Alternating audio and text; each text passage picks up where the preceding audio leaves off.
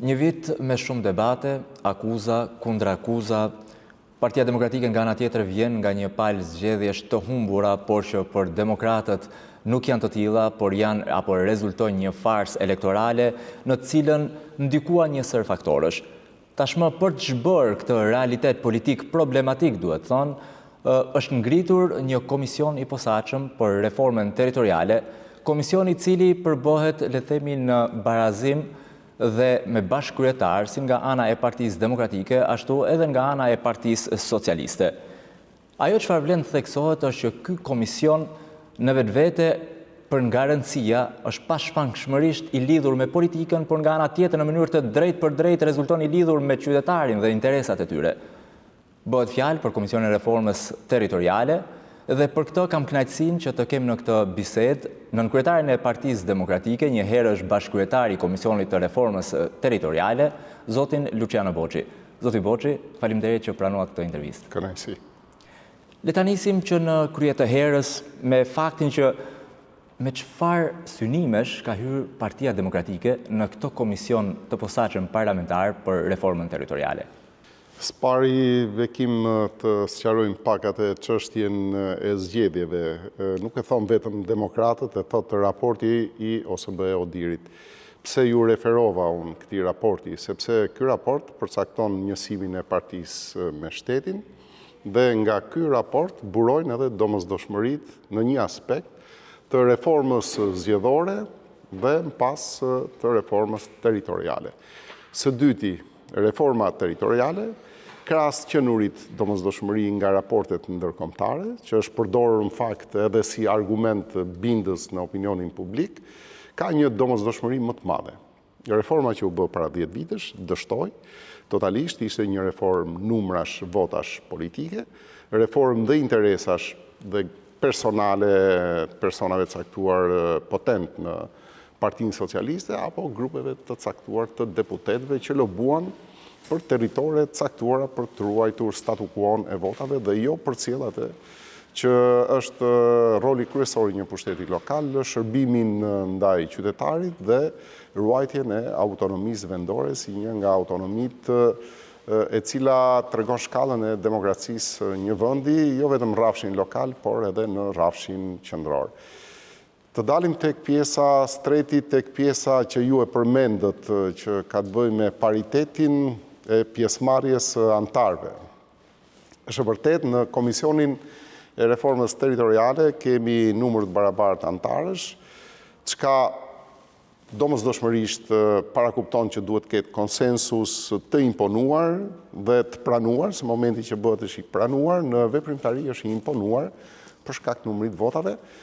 Por kemi dhe Komisionin e Reformës Zgjedhore. Këtu kemi veton. Veto është element më konsensual, më imponues në formën detyruese. Dhe ky lloj ndryshimi personalisht për mua është krejt i padrejtë dhe fshe, domethënë, një prapavi temi skenari të paramenduar nga majoranca, sepse s'ka logjik që dy reformat lidhura me njëra tjetrën, që do kenë një konkludim të përbashkët, të jenë formatuar ndryshe. Njëri me veto, tjetri pa veto. Dhe qartazi, tregon që nuk ka sinqeritet. Nuk ka sinqeritet. Me çfarë synimesh keni hyrë në këtë komision? Synimi. A ka një projekt draft nga demokratët? Kryesori është spari shërbimi i qytetarit dhe tek qytetari më i fundit në territorin e Republikës Shqipërisë nëpërmjet shërbimit që ofron pushteti lokal, duhet arrihet ky. Synimi tjetër është ruajtja e autonomisë vendore, kompetencave që sot pushteti lokal nuk i ka dhe që kjo ndarje territoriale të mos jetë ndarje votash politike, por të reflektoj vazhdimsinë ekonomike, tiparet gjeografike, konstitucionin shpirtëror, zonave të caktuara, që të gjitha së bashku ndikojnë pastaj në performancën dhe shërbimin e një pushteti lokal. Dhe në bindjen tonë, ndarja që ekziston është një ndarje që nuk i reflekton këto. Ju e dini shumë mirë, ka absurditete, mënyra se si u ndërfuten në territore caktuara në bashki caktuara, për të arritur maksimumin e votave, si u bë Tirana vetë, si u bë Elbasani apo absurditeti, për shembull që qarqe shumë të vegjël kanë numër më të madh bashkish se qarqet e mëdha. Shkodra ka më pak se Gjirokastra nga numri i bashkive. Pra nuk ka pas një kriter bindës në mënyrën se si u përcaktua reforma territoriale. Dhe pati dhe një pasoj tjetër, kjo solli që bashkit nuk performuan mirë, solli një pasoj shumë të madhe që është popullimi i vendit për shkak mungesës së shërbimeve fundore, që ne i kemi në atë temi qëllimin kryesor, përcaktuar tek qëllimet kryesore, shumë pjesë sot të Shqipërisë janë të zbrazura. Është një element, sepse është edhe qeverisja qendrore që luan rol. Pra, qeverisja lokale nuk e mbuloi dot këtë lloj shërbimi. U pretendua atëherë që ndarja e re me 61 bashki do bënte që të rritesh sasia e paras së investuar në bashki dhe do ulesh numri të punësuarve sepse komunat në konfigurimin e tyre kishin një staf që përsëritesh, ishin mbi 300 komuna dhe krijonte gjoja një imazh që ka të punësuar fiktiv që nuk kryen detyrat e tyre, ndërkohë që jemi në një realitet krejtësisht tjetër, numri të punësuarve është dyfishuar, trefishuar, madje ka bashki si Kamza ku 7 dhe 8 fishuar dhe thjesht janë shndruar këto bashki në magazina të patronazhistëve që performojnë vetëm situata zgjedhore për të marrë votën politike. Pra, kjo ishte ndarja politike që duam ta demolojmë. Si duke ndërtuar këto bashki, duke i rritur si numër, edhe në vende ku duhet dhënë shërbimi, sepse ky shërbim duhet shkojë në çdo vend, dhe ai projekt që ju mendoni është një projekt që përfshin një numër më të madh bashkish, se 61, rreth 100 bashki, që vërtet ruajnë ato element, edhe vazhdimsinë ekonomike, dhe vazhdimsinë e territorit, për bashkësinë gjeografike, por edhe konstitucionin shpirtëror që lidhet me traditat, me shumë element historik, që bëjmë bashkë shumë njerëz, shumë territore që kanë dhe motivacione në pas për të bashkëpunuar që territorit të ecë më parë. Dhe pse e kërkojmë këtë në projekt?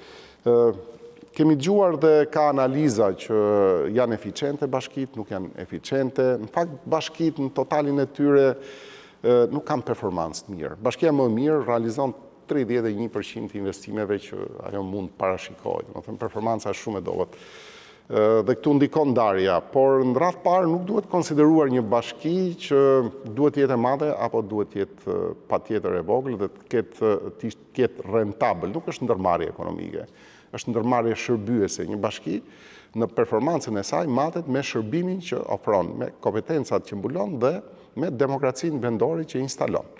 Në rastin konkret nuk kemi, madje kemi diskriminim. Ka bashki që kanë hecur shumë përpara, janë bashki shumë nda, dhe sepse marrin fonde, dhe krahas fondeve kanë edhe aftësi mbledhëse të detyrimeve, tarifave, taksave vendore, dhe ka bashki tjera që nuk e kanë këtë akses në taksat e tyre, varen nga fondet që vijnë nga bashkia, kanë bllokime kompetencash, ka mungesa stafesh, kjo është e vërtet, mungesa stafesh nuk ka ardhur për arsye subjektive, ka ardhur për arsye objektive, sepse për shkak politikave të ndjekura në këto vite, në nivel qendror dhe lokal, janë larguar njerëzit, janë larguar specialistët, janë larguar njerëzit e aftë.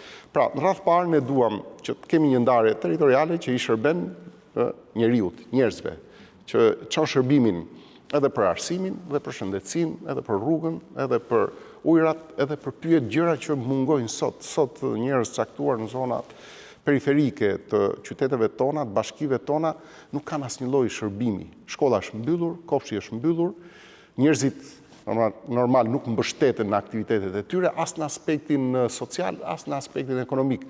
Dhe kjo është tronditse, dhe kjo ka sjellë këtë zbrazje të frikshme, e cila nuk mund ketë si dalje kërkesën për të zvogluar numrin e bashkive. E bërë eksperimentin, i zvoglove dhe nuk pat efekt, se i bie që kjo ndarje dështoi se duheshin akoma më të vogla bashkitë.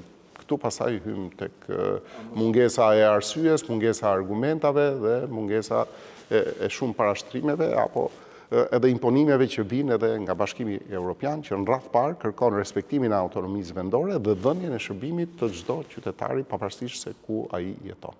A mos vallë, le të themi, nuk do të ndikoj edhe nëse do të rritet numri i bashkive pra shkosa, le të themi të drejt për drejt, kontaktin më të afërt dhe më të drejt për drejt e kanë patur komunat. Komunat u zhduken, nëse do të shohim të paktën në qarkun e Tiranës, por mos të folur edhe në rrethe apo në qarqe të tjera, komunat pra shkosa është investimet më të mëdha që janë bërë në rrugë, në infrastrukturë, në kohën e komunave. Në kohën e bashkive nuk të paktën në fshatra, në zonë rurale janë lënë. Ta themi një të vërtet, Bekim, në kohën e komunave kur drejtonte Partia Demokratike, se pat një program veçantë për këtë, për t'i ndihmuar dhe suportuar për investime. Po tani atëherë komunat nuk janë më. Pra kontakti drejt për drejt me qytetarin sërish është disi i mangët, ndoshta edhe me këtë shtimin e numrit bashkive. A nuk mund të ketë ndoshta edhe një zgjidhje tjetër më të afërt për qytetarin apo për banorin, se ai që është në Petrel apo në Zallë Bastar nuk ka kontakt të drejt për drejt me kryetarin e Tiranës apo me kryetarin e një bashkie që mund të bëhet tjetër, le të themi. Atëherë po më ngacmon me konceptin e komunës.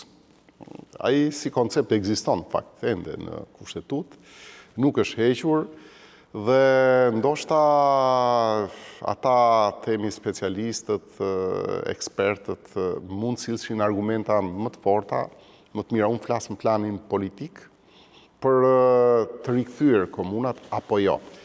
Unë po flas me konceptin e bashkisë pa ndërfutur bashki e madhe, bashki e vogël, por bashki shërbyese. Kjo më intereson.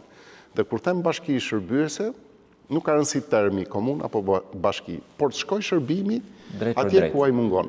Ku ajo demokracia e drejt për drejt, lokale, të jetë e shprehur në mënyrë konkrete. Sepse, vërtet, kështu ka qenë, kryetari i komunës ishte personi i votuar nga banori, por ishte dhe personi i kontaktuar, edhe në jetën e përditshme. Dhe kjo është demokraci shumë e drejt për drejt, sepse ti je para përgjegjësisë. Ndërsa në një bashki të madhe humbet kontakti. Ai zgjedhur është elitar, ai hyn ke zyra A dhe del ke zyra B. Dhe nuk takon asnjë qytetar, nuk sheh hallin e tyre, se hallin edhe e dëgjon dhe e sheh, Bekim. Që në formatin e parë ti e di shumë mirë. Shqetësimi shprehet në forma shumë edhe vizuale, jo vetëm fjalësore. Dhe lidhja e ngushtë midis të zgjedhurit dhe zgjedhësve realizohet në territore më të ngushta, më të vogla.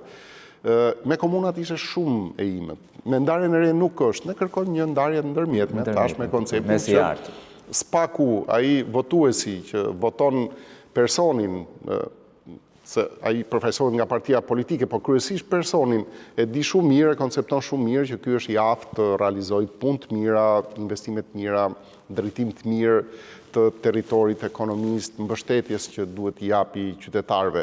Dhe prandaj ne duam që ta rikthejmë këtu, insiston dhe Bashkimi Evropian, autonomi vendore, por edhe shërbim ndaj qytetarit, se është demokracia vendore që është cënuar. Ju e dini shumë mirë si janë lëvizur kompetencat. Marrësh vetëm menaxhimin e ujit të pishëm. Herë ka kaluar në qendër, herë ka kaluar pushtet lokal, nuk ka paqe në ujë sipas standardit dhe grope madhe duke vjedhur, duke grabitur miliona euro dhe duke mos ofruar asnjë shërbim që t'i ngjaj asajt që ne duam të shkojmë, t'i ngjaj Europës fare, nuk ka asnjë lloj lidhje. Sot situata është katastrofike në vendin e caktuara, nuk ka ujë të pishëm, nuk ka shërbime, nuk ka faturime, ndoshta faturimet janë fiktive, ju marrin lekët, shërbimi nuk e bëjnë. Dhe prandaj ne duam të shtyjmë këtë numër më të madh, jo për arsye politike, s'nisemi për arsye. Jemi për të shprishur një ndarje politike aktuale. Thash, vijat e hartës janë vija politike të ndarjes bashkive dhe kjo ka sjellë edhe në një aspekt edhe një dështim ngërçin mënyrën se ka shumë territori që s'janë natyrshëm brenda një bashkie, apo bashkitë vogla që nuk janë natyrshëm, duhet të ishte një bashki tjetër më e vogël në një vend tjetër se sa kjo lloj bashkie. Këtu ka debat dhe jam kot në Komisionin e Reformës, ka krahas pjesëmarrjes forcave politike, ka një grup shumë të madh ekspertësh. Se po t'i shofësh, më shumë ekspert ka reforma territoriale, se sa ka reforma zgjedhore. Dhe pse? Sepse është pikërisht kjo është arsyeja, duhet një mendim dhe i specializuar, sepse mendimi politik mund të prevalojë, por ndonjëherë politika duhet të dëgjojë me vëmendje profesionistët. me qëllim që ajo të marrë vendime shumë të drejta që shërbimi tek e fundit shkoj tek qytetarit në raport edhe me kompetencën dhe shërbimin dhe investimet që duhet bëj një njësi bashkiake apo një pushtet vendor efikas dhe demokratik. Po se në gjasa, për shembull, që të arrihet një konsensus mes opozitës dhe majorancës, për aq kosa nga ana e Partisë Socialiste shohim 31 apo 35 bashki maksimumi, pra ulje në numrit të bashkive. Këto e tha edhe një prej antarëve të Komisionit të Reformës Territoriale në mbledhjen e dytë, në cilën ju në fakt ishit në mbledhjen e para ku demokratët morën pjesë. Por nga ana tjetër ju thatë kërkojmë ndoshta deri në 100 bashki për të ardhur më pranë qytetarit. Si mund të gjendet le të themi kur ka konsensus kur janë dy projeksione komplet të kundërta? Tani konsensusi është marrëveshje e pranuar por dhe imponuar. E pranuar në termat e uljes dhe përcaktimit të standardeve dhe parimeve, e imponuar sipas numrit barabart apo vetos që ne e diskutuam. Por ka një çështje shumë të madhe, shqetësim shumë të madh. A ka dhe a jep konsensus majoranca? Sepse në fund ne dëgjojmë gjithmonë një finalitet. Ne kemi votat, ne jemi votuar për të bërë reforma, se ne jemi në regjimin e reformave, që nga 2013 nëse ka një fjalë, ti bësh një kërkim në internet, fjala reform mund çfarëdo lloj fjale në gjuhën shqipe përgjatë këtyre viteve. Por në fakt drejtësinë e kësaj vote e jep raporti, do të thënë ka moralitet vota dhe nuk kanë drejt po edhe sikur ta kishin. Ata nuk mund të dalin përtej konsensusit. Nuk mund të thuash që jemi me konsensus deri në pikën parafundore dhe në fund fare pastaj e vendos shumica e votave. Jo, ky s'është konsensus, sepse duhet një produkt konsensual. Ky është thelbi i ekzistencës së Komisionit të Reformës dhe Zgjedhore. Duhet ketë një produkt i dakordsuar në komision që të shkojë në seancë, nuk mund të shkojë një variant apo dy variante. Edhe kjo është hilja më e madhe dhe prandaj tash, çështja më e madhe në Shqipëri është që majoranca jep konsensus? Jo, nuk jep, se tregoj me çështjen e avokatit të popullit. Ajo ishte faza, është transmetuar nga tjerë, është thënë, është interpretuar, ishte faza e daljes në komision dhe pastaj pjesën propozuese si konsensus politik e kishte opozita. Opozita duhet me vendim të grupit 28 firmësh të përcaktonte kandidatin ose dy kandidatë që zgjidhesh nga seanca. U ka përcye, por u ka përcye me dredhi, me hile, me djallëzi. Tashi, o jemi po bëjmë politik ose po bëjmë hile. Ne themi që bëjmë politik dhe ne ulemi me parime kur ulemi në tavolinë. Kur sillesh me konsensusin në këtë mënyrë, atëherë ti paralajmëron që unë s'do e respektoj. Dhe çfarë duhet bëjmë ne? Sepse ka një moment, Bekim, kemi thash specialistët që janë në nivelit lartë dhe ata do sjellin informacionet për kompetencat, për territorin, për financat, si janë menaxhuar bashkitë. Dhe pjesë do votojnë raportet. Në këtë rast ti ke dhënë konsensus, se merr pjesë, debaton. Në fund fare, kur dalim tek produkti, ne kemi variantin me 100 bashki, bashkë me rajonet, apo bashkë me institucionet tjera, dhe PS-ja sjell një variant siç ju e paralajmëruat, me 35 bashki, dhe pretendon që këto variante do shkojnë seancë, po dihet në seancë fundi, sepse ata kanë shumicën e votave. Produkti nuk është konsensual. Që kuptimi ka? Unë kam mbrojtur këtë tezë, është normale, kjo është politike dhe logjike. U ngrit ky komision, atëherë po e zhvlerësoj dhe veton edhe numrin e barabartë. Është me konsensus. Dhe do të thotë që ky duhet prodhoj një draft konsensual. Një konsensual që ne të bim dakord për këtë lësho dhe prano. Do të thonë, edhe ai tjetri do imponoj edhe unë. Ky është konsensusi në gjitha. Hajde bëjmë një marrëveshje që i shërben qytetarit, sepse tek e fundit jo marrëveshje që të shërben ty, po qytetarit, se ne kemi përcaktuar qëndrimin. Dhe ky produkt quhet konsensual, se për ndryshe nëse kemi një produkt një anshëm, çfarë kuptimi kishte që komisioni është konsensual? Se kështu kanë vepruar dhe në rastin e parë, do të thënë që hoqën drejtën e vetos dhe thanë sillni variantin në seancë. Pra, përderisa nuk ka produkt konsensual, nuk mundesh.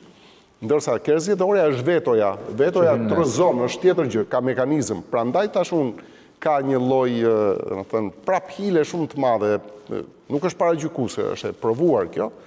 Dhe sepse këtu nuk luhet për interesin e qytetarit, nuk ke pse, të fshesh dhe të ruash në një vend tjetër ndershmërinë, sepse ndershmëria nuk të shërben ty si performancë politike. Jo, më të shërben, përdore një herë të vetme.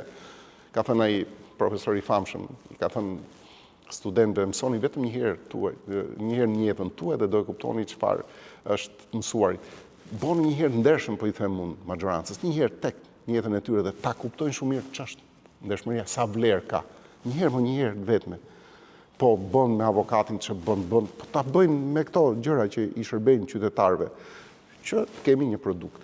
Po, ka kërkesë nga BE-ja, që ja kërkon qeveri sepse fondet kalojnë nëpërmjet rajoneve në Bashkimin Evropian. Po, ta diskutojmë. Po doja e shpreh gatishmërinë, i ndjek standardet europiane. Dhe nuk duhet dalim në një variant me 35 bashki. Ç'është kjo me 35 bashki? Qofse një qytetar bën atë kalvarin e jetës për takuar në thonjza mbretin, siç është ajo, themi, ai rrëfimi i famshëm që vajti të shite mbretin, ai tha ishte si mua, se nuk e shite dot, kishte imagjinat, sa të bëj një rrotullim 3 vjeçar, nëse bën me 35 bashki edhe për 8 vite dhe për 10 vite nuk e takon atë kryetarin e bashkisë, ai që e ka votuar por nuk e di, nuk ka kontakt. Pra, humbet demokracia vendore, humbet shërbimi drejt për drejt, humbet justifikimi i votës. Se ne e provojmë vetë, edhe si deputet që je në largësi më të madhe se pushteti lokal, të duhet kontakti fizik, dhënia llogarisë. Ka munguar, për kush ka dhënë llogari bekim nga 61 kryetarët bashkive? Ke pa në një situatë dhënie llogarie, ku njerëzit janë takuar për gjatë drejtimit, për pas zgjedhjeve dhe t'japin llogari për premtimet, investimet? Sepse kjo nuk ta jep mundësinë kjo me 35, është absurditet. Po, hajtë diskutojmë, çojmë shërbimin atje, të ndërtojmë ato struktura institucionale që i shërbejnë rritjes së investimeve tërheqjes, hajde të shkurtojnë numrin e punojësve, sepse është jo efikas, janë patronazhistë, ka njerëz madje në shumë bashki, njerëzit e dinë këtë, fusin vetëm kartën e bankës në bankomat, dhe janë bërë bashkit bankomat i njerëzve që kanë dhe kontrollojnë një set votash. Pra jemi në një katastrofë të drejtimit pushtetit lokal, kjo është e vërtet. Sepse kjo është baza nga duhet arsyetojmë pse duhet një reformë dhe pse duhet një konsensus politik. Këta që e bën para 10 vitesh dhe dështuan, çfarë garancie kanë që do e bëjnë vetëm dhe nuk do ridështojnë, do na duhen dhe 10 vite tjera që të vuajmë dhe të bëjmë dhe një reformë. Kush ka bën bota reformë territoriale i herën 10 vite për çmenduri? Se na dolën dhe me teori që reformat kështu bën, kanë ciklet e veta i herën 10 vite. Pra, vim nga reforma, jetojmë në reforma dhe vazhdojmë në reforma. Në fakt janë eksperimente. Duhet hequr fjala reformë. Janë eksperimente në raste caktuara, temi banale, në raste caktuara tronditse për fatet e njerëzve, siç është reforma territoriale, por që nuk janë asnjëherë reforma që sjellin të mira tek njerëzit. Për të afruar pak më shumë, le themi, për ta bërë edhe disi akoma më të prekshme, a synon Partia Demokratike apo a ka një projekcion për sa i përket bashkive në qarkun e Tiranës, ndoshta edhe një ndarje, një bashki më ekstra brenda vetë Bashkisë Tiranës, pra një bashki ndoshta më e vogël, por që të mund të shkojë më pranë qytetarit për zona të caktuara. Për shembull, mund të përmendim Kasharin, është zona që ka kontributin më të madh në arkën e buxhetit të Bashkisë Tiranës, por që është nuk merr në proporcion investime dhe shërbime. Eksakt. A kanë një propozim? Ka diskutime se tash do bën në nivel profesionistësh dhe ekspertësh. Janë ekspertët ato që do analizojnë dhe pjesën e territorit dhe financën edhe kompetencat. Në këtë rast se si duhet menaxhohen dhe Tirana, nëse ne flasim për një riorganizim edhe të ndar, i ka burimet dhe resurset njerëzore, nuk ka çështje burimesh. Aq më tepër kur jemi përballë absurditeteve të tilla, ku zonat caktuara kontribuojnë më shumë në buxhetin e bashkisë, por nuk marrin të njëjtën vlerë investuese në territorin e tyre dhe shërbyese. Dhe të dhënat tilla që ju i thoni këtu për publikun do zbulohen kuptimin në nivel ekspertësh dhe do shtohen tek argumentat e rritjes së numrit të bashkive, duke përfshirë dhe mos përjashtuar asnjë lloj bashkie, sepse janë dhëna që do vilen, do punohen në terren, do kishte në fakt, sepse ne akoma jemi jashtë reformës, do kishte takime me komunitete, edhe me përfaqësues të këshillave bashkiak, por ato janë vjet në trysni politike. Unë do preferoja dhe madje në mbledhjen e fundit, nëse më keni dëgjuar, kam kërkuar që të vendoset takim me banor. Janë banorët ata që e dinë ku i dhem edhe ku i djek, që e dinë shumë mirë se çfarë mungon dhe çfarë duhet të përmirësohet, dhe prandaj kemi synuar një gjë të tillë. Dhe në takimet me banorët e Kasharit, nëse ata e kërkojnë, duhet konsideruar. Takimet me banorë të tjerë të rrethinave Tiranës, nëse ata e kërkojnë, atëherë duhet konsideruar, është kërkesë reale dhe duhet realizuar. Stash është synimi për të dhënë shërbime, sepse kontribut japin këto dhe japin shumë. Kjo është e vërteta, s'marrin shërbime. Për të qëndruar këtu, për shembull, edhe a mund të ndikojnë bashkitë minoritare apo vendet anëtare të Bashkimit Evropian si Greqia për shembull për krijimin apo shtimin e numrit të bashkive minoritare? A mund të jetë një proces ndoshta edhe bllokues për Shqipërinë nëse nuk i ofrohet apo nuk i jepet një X minoriteti në rastin konkret grek apo X bllokohet integrimi për Shqipërinë? Sepse vlen theksohet që pavarësisht që zoti Rama thotë në 2030 antarësimi është vota e vendeve anëtare dhe sikur ti kesh plotësuar të gjitha kushtet. Po ato janë respektuar. Gjithmonë në Shqipëri ka pas një lloj respekti ndaj minoriteteve, por duhet ketë respekt edhe ndaj grupeve tjera kulturore ose mbi baza dhe të ndërtuara mbi baza tjera, jo të etnisë, po të elementeve të tjerë dytësor. Europa e ka si standard që i respekton. Shqipëria është tek respektimi i minoriteteve dhe kjo është gjë e mirë, dhe nëse do ketë kërkesa do rikonsiderohen nga ekspertët, dhe njëherë, jo në nivel politik. Në nivel politik nuk është se ka vërejtje shumë të nda në këtë drejtim. Pusteci është dhe ka dhe të tjera të minoritetit grek, ka dhe ndoshta kërkesë për shtimin e tyre, por gjithçka duhet parë në nivel edhe teknik dhe zbatimit atyre parimeve demokratike që imponohen sot si kërkesa, si kushte për futjen e Shqipërisë në BE. Nëse ato janë kushte përjashtuese apo pranuese, atëherë dhe ato duhen riparë me vëmendje, po pa prishur konfigurimin kombëtar. Nuk mundet që ne të dëmtojmë atë pjesën e perceptimit të një territori shqiptar duke shtuar njësi sa më shumë të ruhen, të respektohen në një nivel të mirëqënë dhe të kuptueshëm. Për të dalur edhe një herë, sepse ne flasim për Komisionin e Reformës Territoriale, por ende Partia Demokratike, tashmë le të themi, të paktën në seancën e fundit apo komisionin e fundit, mbledhjen e fundit, nuk ishte, në fakt u anulua për shkak të mosprezencës së Partisë Demokratike. Partia Demokratike ka të sankcionuar tashmë që është kundër bojkotit, por nga ana tjetër duket që thot nuk marrin pjesë. Pra, nuk bojkotojmë nga një anë, por nuk marrin pjesë si në rastin e komisioneve parlamentare, por edhe këto të komisionet e posaçme si i reformës zgjedhore dhe i reformës territoriale. Çfarë qëndrimi do të mbajë Partia Demokratike? Do të marrë pjesë, nuk do të marrë pjesë, ku do të shkojë? Bekim, nëse vazhdohet me mënyrën e menaxhimit konsensusit politik siç u pa dhe siç u bë, pra duke përdorur to dyert e dhelprës për të arritur qëllime parciale politike, atëherë edhe unë bëj pyetjen dhe i përgjigjem pyetjes me pyetje. Do të thënë pak kjo e drejtë.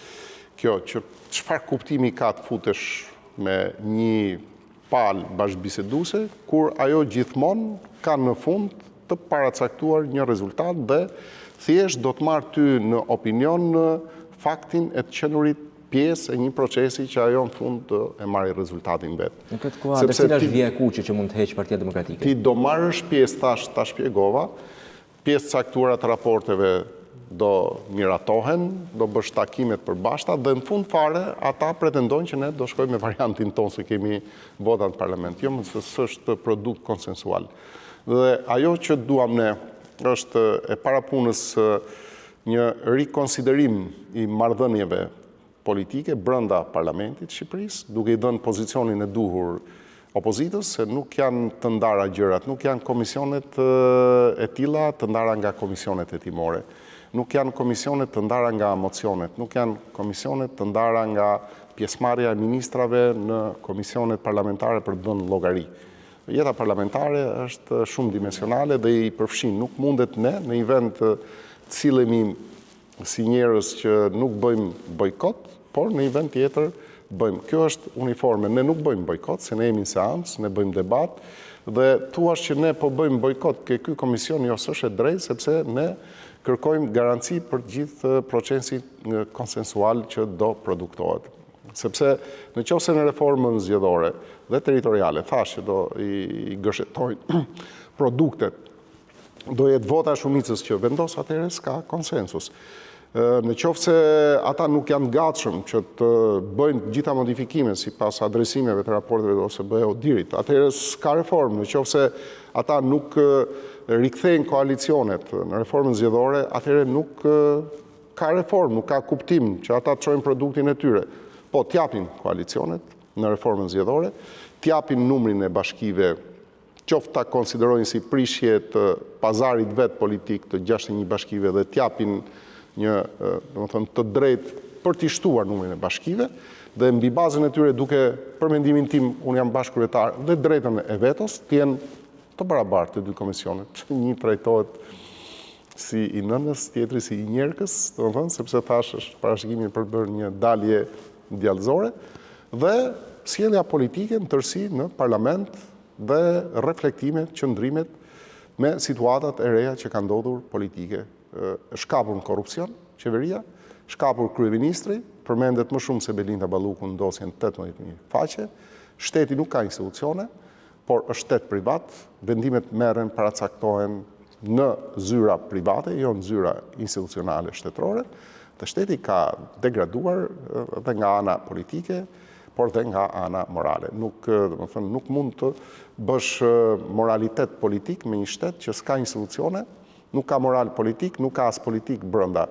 Një ndryshim dhe një reflektim do ishte e mirë. Kush është rruga?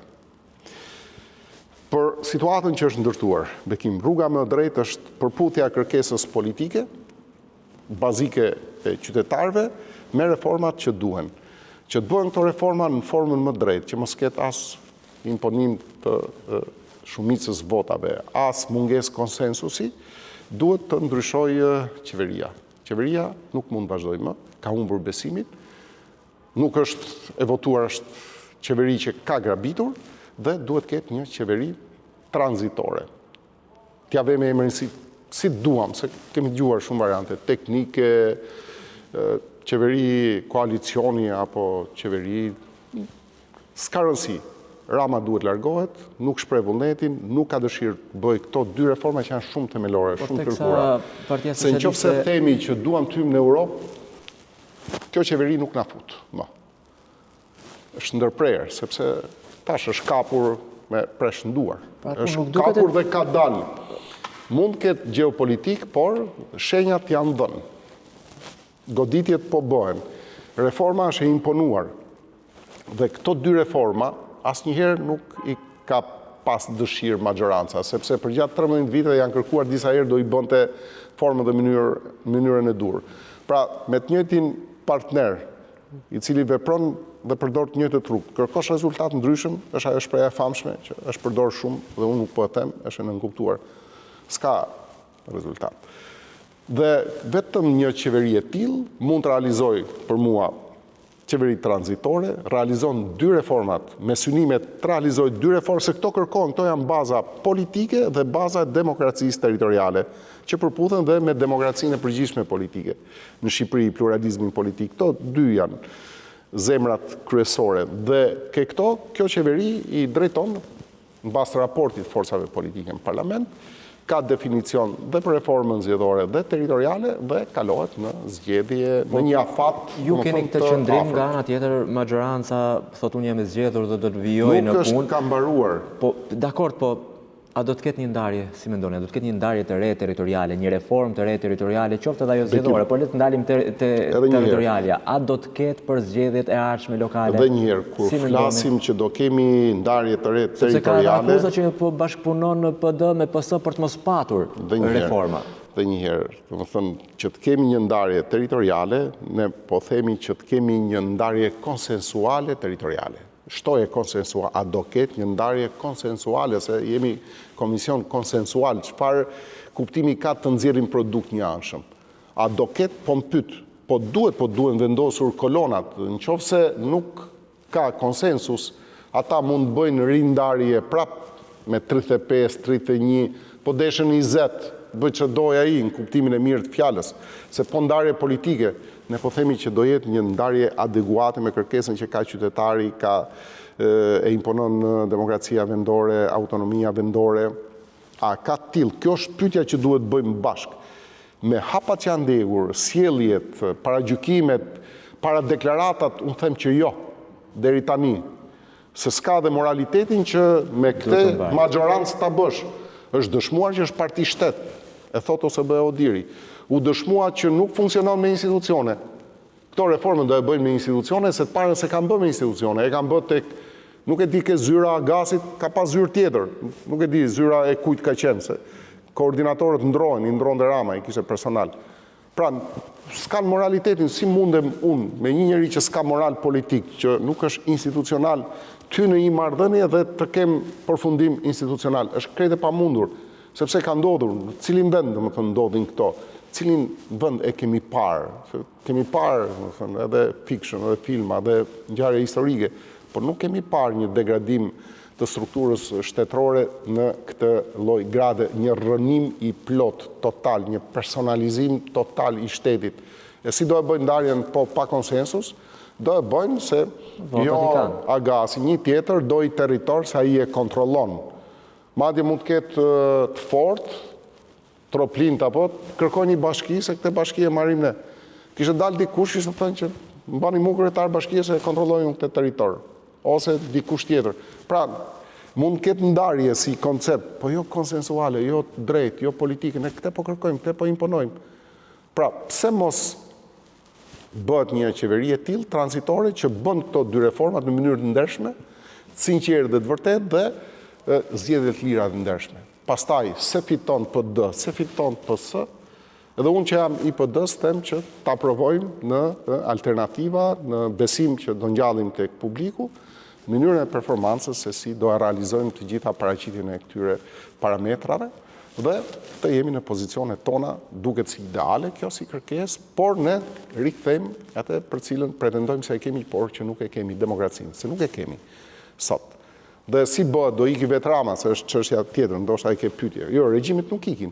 Kanë ikur regjimet në botë, kanë ikur vetë, asnjë regjim nuk ka dhënë dorëheqje. As nuk do japi as Maduro, as regjimet e tjera ku janë largohen në forma në gërshetim të protestave, në gërshetim edhe të mbështetjeve të faktorëve që janë përtej Shqipërisë, që kanë mënyrat e tyre të veprimit, duke qenë se kanë qenë dhe janë ende vendimarrës në fatet politike të Shqipërisë, apo në atë të mirën që duan ta orientojnë ata Shqipërinë dhe duam ne ta shohim që të ecin atru dhe punojmë për atë gjë, pavarësisht gjërave të tjera që dalin. Pra, vetëm kjo është zgjidhja. Ne jemi në një situatë që ne kërkojmë përtej pjesëmarrjes reforma, ne themi që duhet larguar kjo qeveri, po me një qeveri tranzitore, vazhdon gjithçka dhe përfundimisht jepet fund. Kemi kaq vite që kërkojmë reformë zgjedhore, e kërkon OSB Odiri. Kemi 10 vite që kërkojmë reformë territoriale, se nuk reflekton atë që duhet.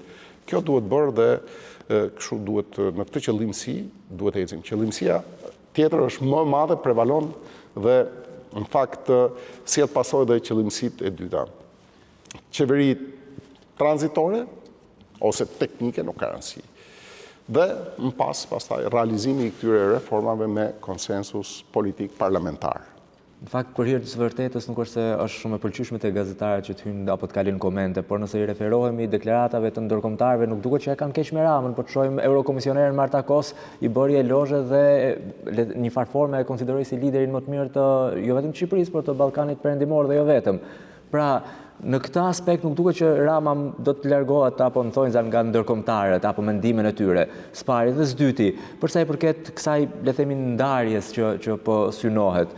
Ku do të arrijë në fund të fundit? Sepse sa do që të shkojmë, ku do që të shkojmë, është ai që do të vendosë. Të paktën këto ka treguar deri në këto momente. Atëherë Partia Demokratike do të vijojë të shkojë në këto komisione, do ta kemi në komision në janar. Pasi në janar do të rifillojë edhe një sesion i ri parlamentar, do të jetë në komision. Tani, Bekim, Ramën e mbajtën pushtet ndërkombëtarët. Nuk e them unë, e thot opinioni publik. Sepse të mendat e Ramës, korrupsionin e tij ne e kemi dëshmuar që në vitin e parë qeverisjes tij, që kur ka qenë kryetar bashkie, se nuk ndryshoi. Ai si drejtues, si menaxhues, 20% që ka qenë, tani është bë 30, 40, 50. Është bërë aksioner, ka ndryshuar formën, jo thelbin e korrupsionit. Dhe ka një lloj, kthimi, themi, kompensimi nga opinioni publik që ndërkombëtarët e fuqizuan, ata mund edhe t'ja heqin tullën e fundit. Jo, tullën e fundit ja heqin qytetarët. Unë tash është një faktor që ndikon, pavarësisht deklaratat televizive gjithmonë nuk përputhen me prapa kuintave, me të vërtetën që ekziston prapa kuintave. Keni ndonjë zë ju që e dini që po patjetër që ka, se komunikimet janë shumë dimensionale, ke pas edhe prononcime, ke rezolutat e partive popullore, partive djathta, dhe janë 6 rezolutat dhe e përsaktojnë shtetin shqiptar si narkoshtet, Ramën si lideri më të korruptuar, pse i referoni vetëm Marta Kos. Ka dhe deklarata nga përfaqësues të nivelit dhe më të lartë se Kos. Shtypi ndërkombëtar më prestigjioz vazhdon edhe sot që flasim ne përcakton narkoshtet, është regjim. Pra, ky faktor ndërkombëtar nuk përcaktohet nga 2-3 persona që vërtet kanë lidhjet e tyre, ideologjitë e barabarta, varësitë e barabarta, flitet në atë çka performon kjo qeverisje, si është zbuluar sot, domethënë, se kjo që ka dalë sot është, domethënë, për të uluritur në nivel. Nëse nuk ndryshojnë qëndrim kjo qeverisje, kjo majorancë, do të jeni në janar? Dhe njëherë, domethënë, ne jemi në këtë moment dhe jemi duke parë hapat. Janari është ai që vjen dhe çdo gjë varet nga mënyra e reagimit e sjelljes së pjesës së majorancës dhe të majorancës në parlament, që janë hequr kompetencat parlamentit, ja ka marrë Rama, por dhe të qeverisë. Sepse majoranca ka 2 pamjet, parlamentare dhe ekzekutive. Apo jo. Ne po e lidhim dhe me parlamentaren, që është drejt për drejt, por dhe me ekzekutiven, që është për arsye të kapjes me preshënduar, thashun, të daljes në pata asaj që ne kemi denoncuar, e kemi thënë, e kemi vërtetuar, por do duhesh që një organ drejtësie ta vërtetonte dhe u vërtetua. Dhe ajo që është zbuluar, zbulesa, është thash më ulëritse se sa nga ajo që mendohej apo nga ajo që mund të ketë ndodhur në shtetin, në Republikën e bananeve më fundore. Nuk imagjinohet dot, nuk ka më shtet në Shqipëri, është privat, është banditesk. Janë grupet që vendosin kriminale për fatet e qytetarëve. Nuk janë politikat e votuara, nuk janë njerëzit e votuar, janë njerëz më dobët se sa antarët e grupeve kriminale. Ata bëjnë ligjin, bëjnë gjithçka, duhet ndryshoj situata, duhet ndryshoj urgjentisht, nuk ka kohë të futemi në debate të karakterit që konsiderohen para kësaj dytësor dhe të shpërqendrohemi nga kjo kryesore. Do vazhdojmë protestojmë, do vazhdojmë të largojmë Ramën, pastaj në qëndrimin tonë do shihet pjesëmarrja sipas rezultateve në këto 2 komisione. Vazhdohet me një regjim i cili kërkon të mbajë me dhunë pushtetin edhe presësh nga ai produkt demokratik për reformën zgjedhore territoriale, është iluzion shumë i madh. Spari duke ju uruar një vit të mbar personal, familjar, po mbi të gjitha dhe politik për hir edhe të shqiptarëve, unë ju falenderoj për këtë intervistë, për kohën që na dhatë dhe ju uroj gjithë të mirat si politikisht ashtu edhe në aspektin familjar. Faleminderit dhe ju, gëzuar suksese mbarsi për ju si televizion, por gëzuar dhe mbarsi jetë shëndet për gjithë shqiptarët kudo ku janë në këtë vit të ri, dhe pse jo me një ndryshim të madh që e kërkojnë, duhet, është i domosdoshëm dhe shpëton Shqipërinë dhe familjet tona dhe fëmijët tanë. Faleminderit.